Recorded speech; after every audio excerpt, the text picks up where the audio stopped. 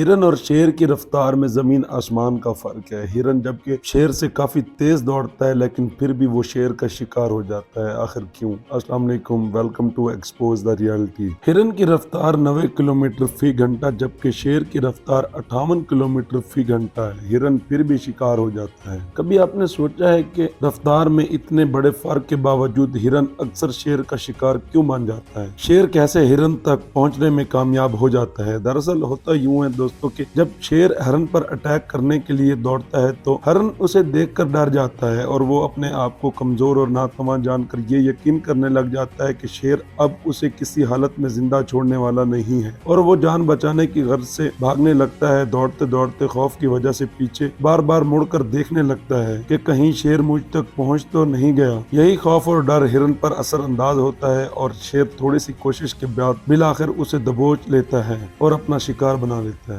जिस तरह हरन को शेर की ताकत और उसके हजम का यकीन होता है, इसी तरह अगर उसे अपने बर्क रफ्तारी में छुपी कुव्वत पर यकीन हो जाए कि मेरी स्पीड, मेरी बर्क रफ्तारी शेर की रफ्तार से कहीं ज्यादा बढ़कर है और उसके दिल से शेर का खौफ निकल जाए तो जिंदगी भर कभी भी वो हिरन शेर का शिकार ना बने। शेर कभी भी हरन को पकड़ने में कामयाब ना हो सके। दोस्तों, ये कहानी आप लोगों के साथ शेयर करने का बुनियादी मकसद है कि आजकल हम देखते हैं हम में से अक्सर लोग इन्हीं मसाइल का शिकार हैं। नाकामी का खौफ और अपनी खुदादाद सलाहियतों पर अदम एतमाद की वजह से अक्सर लोग कोशिश के बावजूद भी अपने इरादों और मकासद में नाकाम रह जाते हैं। दोस्तों, अगर हम हिरन की तरह पीछे मुड़ मुड़ कर देखते रहे और हमारे दिल में डर और खौफ हुआ तो वो डर और खौफ कभी हमें आगे नहीं बढ़ने देगा और वो हमें वहीं पे मार डालेगा। हमें अपनी सलाहियतों पर यकीन रखकर आगे बढ़ना चाहिए और आगे निकलना चाहिए। किसी भी काम और किसी भी मंसूबे को शुरू करने से पहले इंतहाई जरूरी है कि नाकामी का खौफ दिल से निकाल दिया जाए। माजी को छोड़कर मुस्तकबिल के लिए सोचा जाए। मुस्तकिल मिजाजी के साथ, मुस्तकिल मिजाजी ही है जो कामयाबी से रोशनास करवाती है। मुस्तकिल मिजाजी के साथ अल्लाह ताला की दी हुई सलाहियतों पर भरपूर भरोसा और एतमाद करें और उन सलाहियतों को काम में लाएं और पूरा यकीन हो कि ये मैं काम ऐसा और